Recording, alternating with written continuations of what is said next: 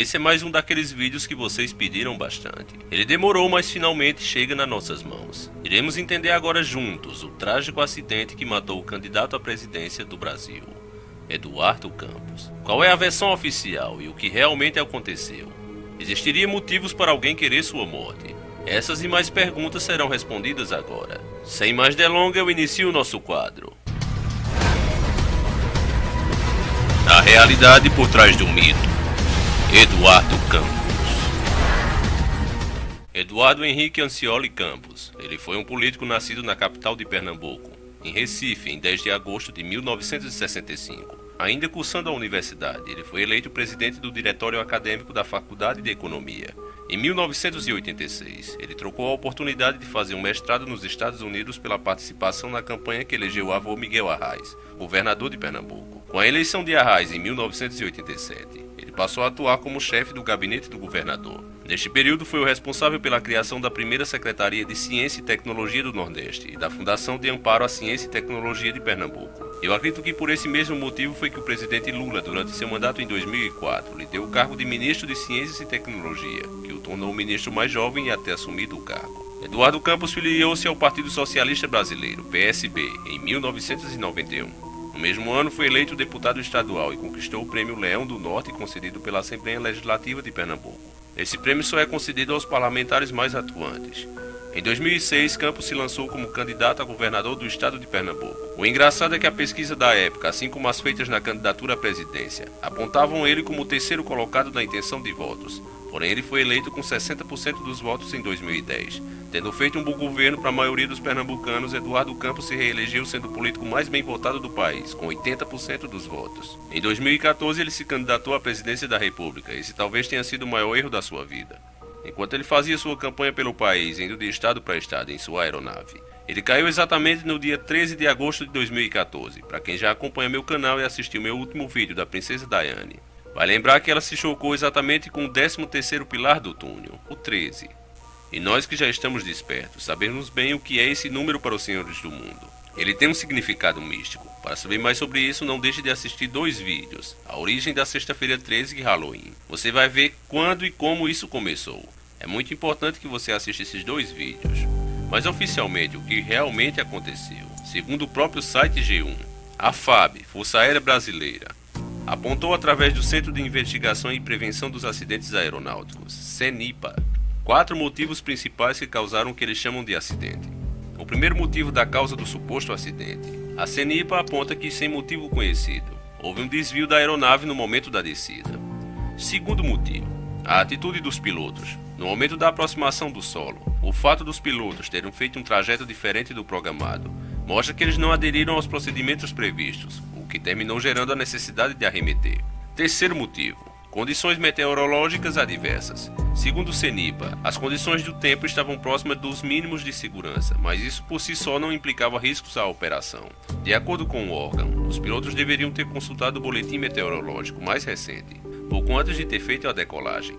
Quarto e último motivo, desorientação. De acordo com o CENIPA, estavam presentes no momento da colisão diversas condições que eram favoráveis a uma desorientação espacial, como redução de visibilidade em função das condições meteorológicas, estresse e aumento da carga de trabalho em função da realização da arremetida, falta de treinamento adequado e uma possível perda de consciência situacional, entre outros fatos. Acreditando nessas afirmações, tudo não passou de um simples acidente, mas o que eu acho estranho é que os jornais da mídia falavam das mais diversas hipóteses do que podia ter acontecido, mas jamais se levantou a hipótese de ter sido um assassinato, mesmo ocorrendo uma eleição na época. Ninguém até hoje se perguntou por que a Marina, que seria sua vice-presidenta, resolveu adiantar uma entrevista e foi em um outro voo na frente. Será que foi apenas um contratempo, ou obra do destino ou do acaso? Ou será que realmente ela sabia que alguma coisa estava para acontecer naquele voo?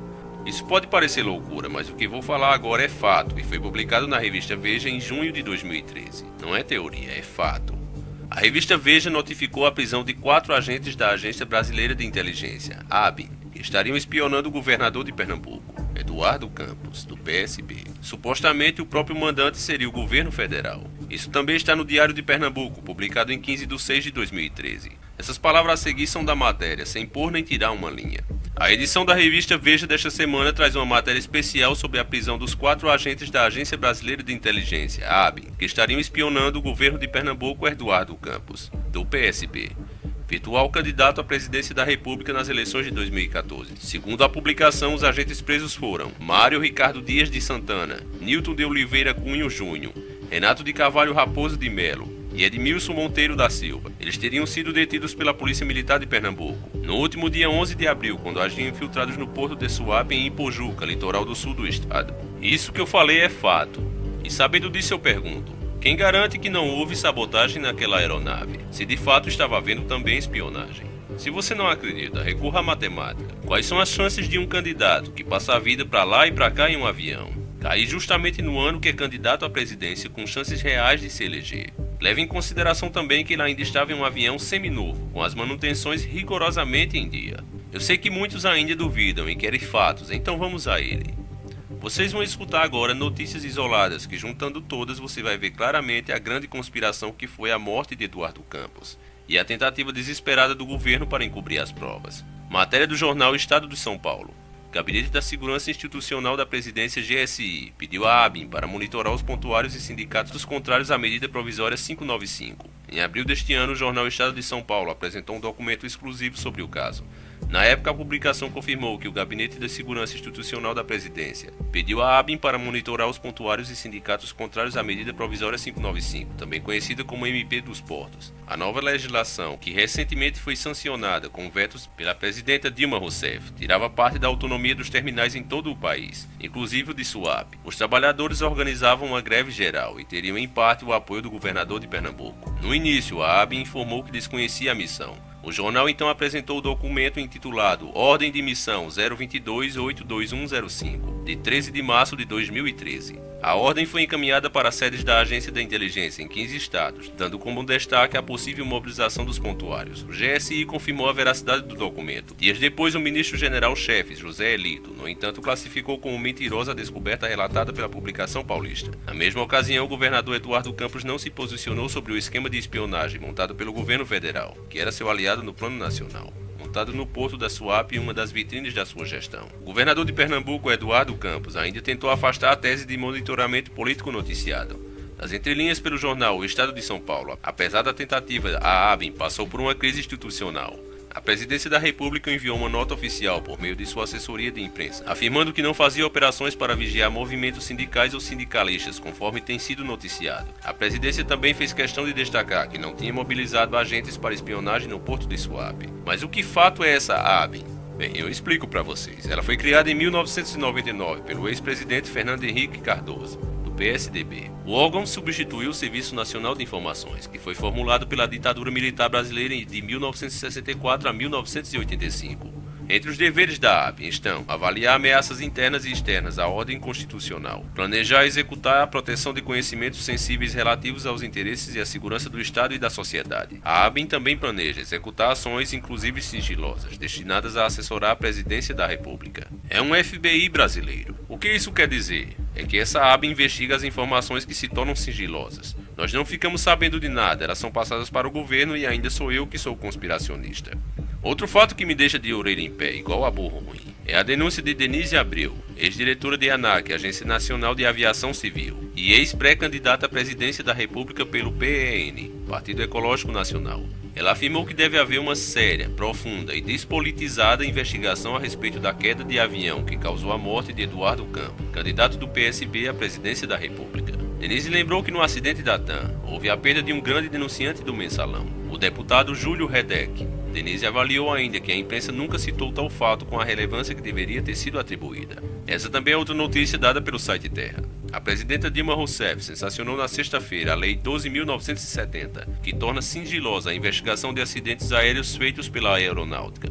Com a nova norma, publicada ontem no Diário Oficial da União, o acesso da polícia e do Ministério Público às gravações das caixas pretas de dados e de voz do avião só poderá ocorrer mediante decisão judicial, ou seja, para que a polícia possa investigar isso só se um juiz mandar. Não é mais uma coisa livre e pública. As mudanças foram apresentadas pela Comissão Parlamentar do Inquérito da Crise do Sistema de Tráfego Aéreo, instalada na Câmara dos Deputados após a colisão entre um Boeing 737-800 da companhia Gol e um jato Legacy da companhia de táxi aéreo norte-americana em 2006, que matou mais de 100 pessoas. A lei fixa regras para o funcionamento do Sistema de Investigação e Prevenção de Acidentes Aeronáuticos, CIPAE, cujo órgão executivo é do Centro de Investigação e Prevenção de Acidentes Aeronáuticos, CENIPA, Comando da Aeronáutica.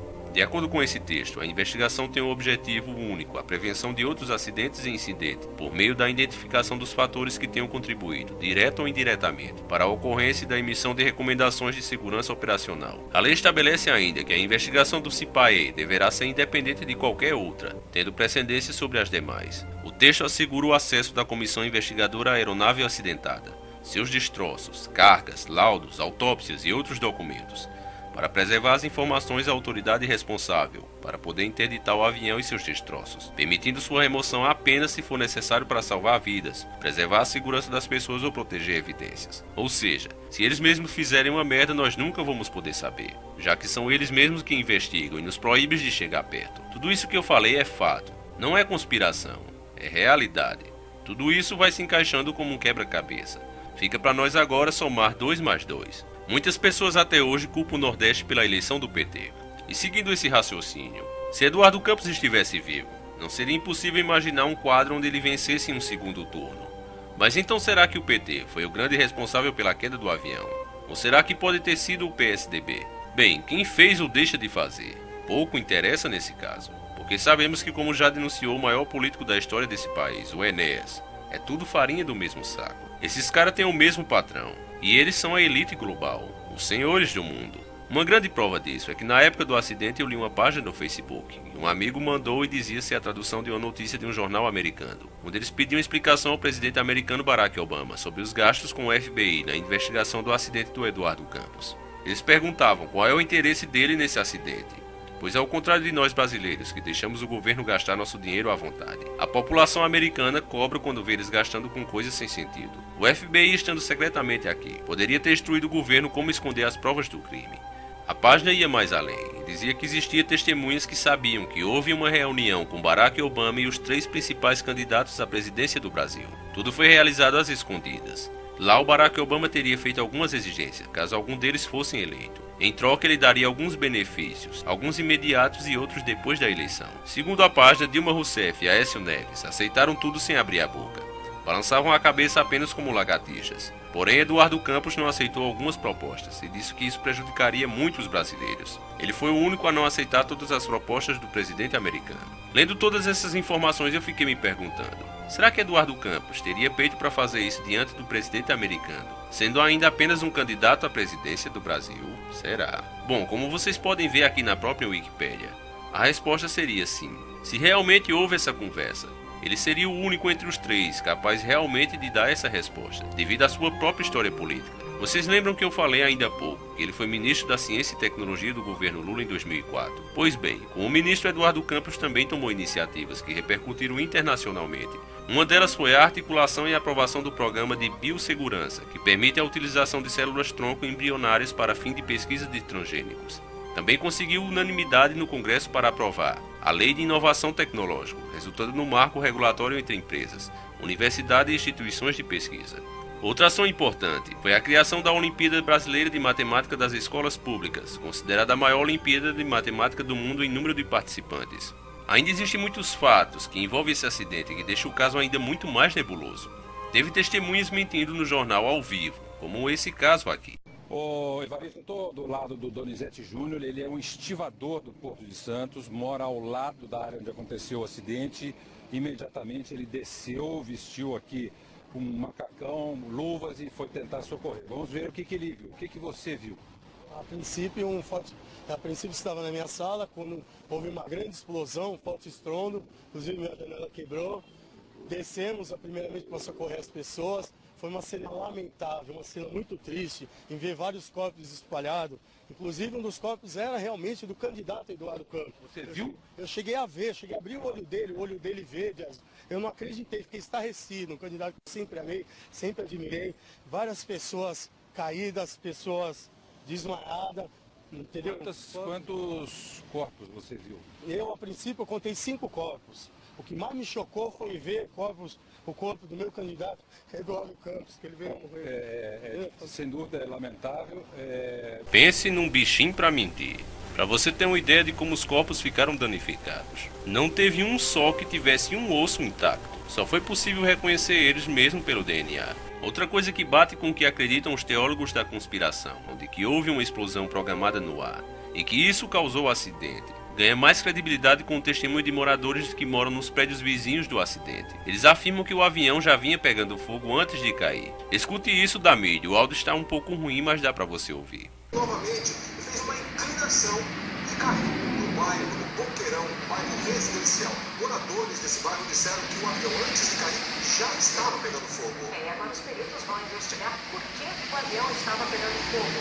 Ainda não se tem informações que saibam, que deem indícios por que o avião pegava fogo no momento em que caiu. Como disse a Sandra, 7 pessoas estavam a bordo, são 5 passageiros e 2 tripulantes, e 5 pessoas que estavam em terra também. Outra coisa tão estranha quanto isso é o fato da caixa preta ter estragado. Isso é um fato que até hoje nos leva a crer que algo obscuro realmente tem acontecido. Porque para que isso realmente aconteça, especialistas da área afirmam que a caixa preta deve registrar tudo o que acontece. Só há 2 hipóteses para explicar isso. Ou desligaram propositalmente ou esconderam as informações. Muitos acreditam que essa foi a missão exclusiva do FBI americano aqui no Brasil. Com certeza um político que desde o seu começo não quis fazer seu mestrado nos Estados Unidos. Preferia ficar no seu país. Preferia governar para o povo e não para a nova ordem mundial. Ele não iria agradar de forma alguma os senhores do mundo. As informações contidas na página do Facebook eram tão incríveis que na época eu, que não estava ainda totalmente desperto, não conseguia acreditar. Agora há pouco, procurando de novo, junto com meu amigo, que inclusive vocês conhecem, é o dono do canal Mistério Desconhecidos. É um canal que também traz grandes informações. Está começando agora, mas eu tenho certeza que vai ser grande. Mesmo procurando minuciosamente, nós não conseguimos mais encontrar a página. O que tudo indica é que ela tenha sido banida, como o próprio cara que criou alertava, que aquelas informações iriam sumir logo logo. Eu peço inclusive que se alguém a encontrar, não deixe de me avisar na página lá do canal, no Face. Se de fato o Facebook removeu a página, só nos deixa ainda mais em alerta. Se fosse só uma teoria da conspiração, porque então eles removeriam. E agora que realmente vamos entrar no que chamam de teoria da conspiração, mas para mim e muitos são o que mais se aproxima da verdade absoluta. Essas palavras a seguir reforçam que eu falei sobre o número 13 ter um significado divino para os senhores do mundo. Isso foi publicado na revista Super Interessante em fevereiro de 2012. O arqueólogo americano José Arglis libera um movimento mundial pela reforma do calendário em 2013. Arglis quer um ano de 13 meses iguais, baseado no calendário maia. Ele já foi até recebido no Vaticano pelo secretário particular do Papa e conta com o importante apoio de Kofi Annan, secretário-geral da ONU. Em sua cruzada, Arglis sustenta que o calendário gregoriano que hoje utilizamos mecaniza o tempo quando esquece que a Terra leva 13 luas de 28 dias cada para girar em torno do Sol. Em vez disso, contamos 12 meses com o 13º distribuído entre outros de forma irregular. Esse erro, segundo o pesquisador, levou a humanidade a acreditar que o tempo é dinheiro, e tem sido a causa da cultura de escassez e do desperdício das guerras e da fome do mundo. Caramba! Mas é isso mesmo, Arglis acha que tratamos o tempo de maneira tão utilitária porque nos esquecemos do seu vínculo com os ciclos naturais. Para reverter essa situação, ele propõe o calendário da paz, desenvolvido por ele a partir dos calendários dos maias antigos. São 13 meses de 28 dias, totalizando 364. Nesse caso, sobraria apenas um dia, o dia fora do tempo, que seria proclamado Dia da Paz. Aí, para você entender bem a real intenção desse homem, você precisa ver a religião dos maias.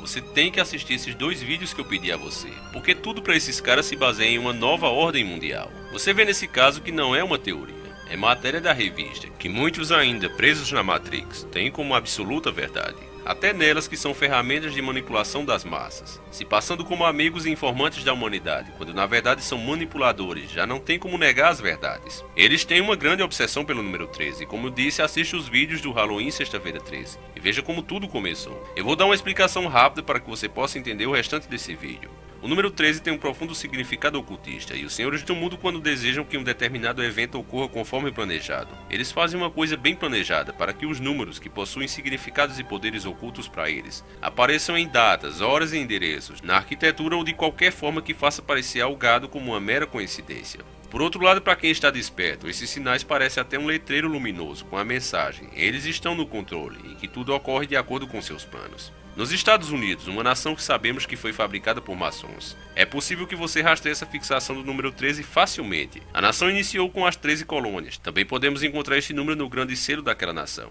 O simbolismo oculto do número 13 em circunstâncias políticas pode significar os inimigos dentro do nosso próprio governo. O próprio grupo Bilderberg é composto por 39 membros, dividido em 3 grupos com 13 membros em cada grupo. É necessário entender que para os ocultistas, uma vez que um determinado símbolo é criado, ele adquire um poder próprio, e tais símbolos adquirem mais força quando as pessoas desconhecem o seu significado. É como a política do segredo. As coisas ocultas adquirem força e influenciam, mas só funcionam quando as pessoas são pegas desprevenidas, sem saber o que realmente é aquilo. É como se o simbolismo deixasse uma aura, uma influência poderosa sobre os sentimentos e a mente das pessoas, uma presença constante a nível inconsciente. O maior poder de todos é criado se os iniciados jamais descobrirem a existência do símbolo. Na nota de $1, por exemplo, podemos perceber diversos sentidos que cercam o número 13. Na referida nota vemos 13 folhas do ramo esquerdo da oliva, com 13 bagas, 13 listas sobre o escudo do meio, 13 setas à direita, 13 estrelas acima da cabeça da águia, 13 letras na frase E pluribus unum, 13 letras nos dizeres Anuit coepits. Há 13 degraus da pirâmide, que representa as 13 famílias que se dedicam a cultuar Satanás e que dominam o poder político e econômico do mundo. Para os satanistas ocultistas, o 13 é considerado sagrado, porque é formado pela adição do 6, o número da alma do homem, com 7, um dos números perfeitos. Entretanto, o 13 é o número que Deus atribuiu a Satanás. Os dias sagrados na primavera pagã são 30 de abril e 1º de maio. 13 é o número de Satanás. Os satanistas veem o número 13 como número de completa depravação e rebelião, porque Satanás sempre quer ser melhor que Deus. E como Deus iniciou sua lei entre as 12 tribos de Israel, Satanás, para ser melhor, fez a sua com 13, que é o número com base com os Estados Unidos foram originalmente fundados. Também não foi acidente que Hitler escolhesse o ano de 1939 para iniciar a sua Segunda Guerra Mundial, porque 39 é formado pela multiplicação de 13 vezes 3. Assim você pode ver como a história humana tem sido moldada pela crença ocultista no poder dos números. Existem muitos exemplos que requerem tempo e recursos disponíveis em um seminário para explorá-los em profundidade. Agora que você já está ligado na parada de sucesso, vamos ao acidente do Eduardo Campos. Será que na morte dele tem muito número 13? Vamos descobrir agora. Data da morte do candidato, 13 de 8 de 2014. Vemos o primeiro dia 13 no dia do seu falecimento. Será que esse avião ter caído nesse dia foi só uma coincidência? Uma coincidência que poderia acontecer em qualquer parte do mundo. Quero ver cair em outros. Pois bem, coincidentemente, 13 de agosto é a mesma data da morte do seu avô Miguel Arraes, que morreu no mesmo dia, 13 de agosto no ano de 2005. Esse é o segundo 13. Quais são as chances matematicamente disso acontecer? O cara ser candidato pela primeira vez à presidência da República, viver viajando de avião para lá e para cá, e justamente morrer no dia em que seu avô morreu. Essa também seria apenas mais uma coincidência. As duas coincidências acontecem em qualquer parte do mundo. Idade do candidato. O terceiro 13 se encontra na soma dos números que compõem a idade do ex-governador, que era 49. 4 mais 9 é igual a 13. 3 coincidências acontecem em qualquer parte do mundo. Mas no caso de uma quarta coincidência, é melhor eu me esconder. O dia posterior à sua morte é o dia 14 de 8 de 2014. Somando-se os números e o dia do mês, teremos 13, o que reforça na concepção dos ocultistas os poderes deste número. O prefixo do avião de Eduardo Campos era uma aeronave modelo Cessna 560XL. 5 mais 6 é igual a 11. Esse número do vindouro Cristo maçônico da nova era, o Anticristo. O número 11 também é muito usado pelos senhores do mundo. O número do voo é 560, e a soma desse número é igual a 11. 5 mais 6 mais 0 é igual a 11. O prefixo X em algarismo romano é igual a 10. Para finalizar, L representa o 12 em nosso alfabeto, ou seja, tanto o número 11 quanto o número 13 são claríssimos para todos verem. Apesar de tudo isso, para os incrédulos, isso é apenas uma coincidência. Dirão sim, poderia até ser, mas não com os fatos que chegam até nós pelas testemunhas que viram um avião pegar fogo antes da queda fatal. E também convém lembrar que 13 é o número do Partido Comunista chamado de Partido dos Trabalhadores. Vale lembrar também que Eduardo Campos fez referência a criar uma nação justa para criarmos os nossos filhos.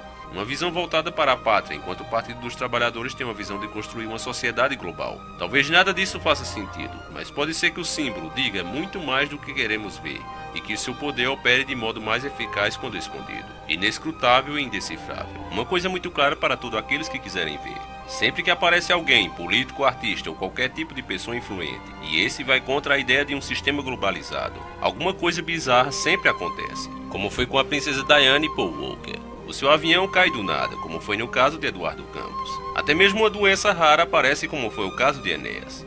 Eles são bem criativos para eliminar as pessoas que não fazem o desejo deles. Basta lembrar também de Michael Jackson. O cara morre de um suposto erro médico assim que começa a colocar a boca no trombone. Os exemplos durante toda a nossa história são diversos e os mais variados possíveis. No entanto, todos esses crimes dos senhores do mundo sempre deixam simbolismo. E alguma coisa dentro de nós sempre nos avisa que há algo atrás das cortinas. Entretanto, não temas, não há nada escondido que não venha a ser revelado, e nada em oculto que não venha a se tornar conhecido. Esse vídeo acaba aqui. Eu espero que vocês tenham gostado, porque deu muito trabalho de fazer. Se você realmente gostou e reconhece o trabalho que dá para fazer um vídeo desses, não deixe de compartilhar, de mostrar mais a algum amigo seu. Não importa que te chamem de louco, cada um que abre os seus olhos é mais uma vitória para nós. Agradar a todos nem Jesus Cristo conseguiu, mas nós vencemos quando conseguimos acordar pelo menos mais um. Põe o vídeo nas suas redes sociais, dê o seu like, ajude o canal a crescer. Há 2 anos que eu venho batalhando contra essa corja maldita, e vocês sabem que o trabalho não é fácil. Estamos quase perdendo o nosso principal canal, mas mesmo assim a batalha segue, porque eu tenho vocês, e assim não há quem possa me derrubar. Então eu conto com vocês. Para você que quer ajudar o canal de forma financeira, quer ser o patrão do mês e escolher um tema para eu fazer um vídeo aqui, basta você fazer uma doação de qualquer valor no nosso Patreon. Como fazer isso tem um vídeo ensinando aí na descrição do vídeo. Quer fazer parte do nosso grupo do Zap? Então basta você mandar mensagem aos nossos ADMs aí na descrição do vídeo. Espero vocês na nossa próxima hora da meia-noite. Um abraço e até lá. Sempre encarando o sobrenatural.